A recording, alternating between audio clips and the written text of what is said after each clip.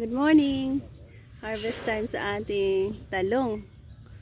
Talong na madami-dami tayo ngayong pwedeng ma-harvest.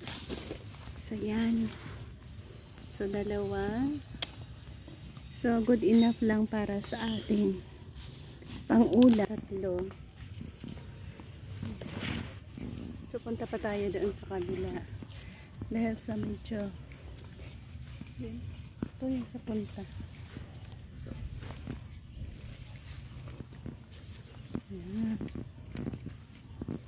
Yan oh, kahit maliit pa lang, mayroon na rin silang mga bunga. Yan? Yan. Bunga na. So dyan sa gilid, mayroon din, pero alanganin pa kasi. Arigi ah, sa pinaara. Mali lang. Ayan, take. Ang isa alang-alang pa. Ari.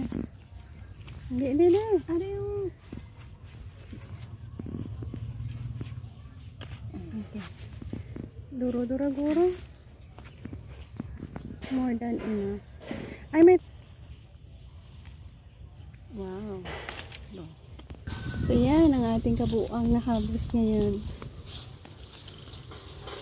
So indeed, we have successfully planted ang atong tarong or eggplant.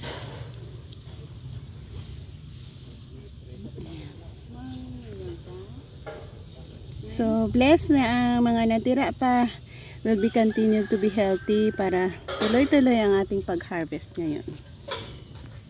Yan. Diba? So that's all and bye-bye.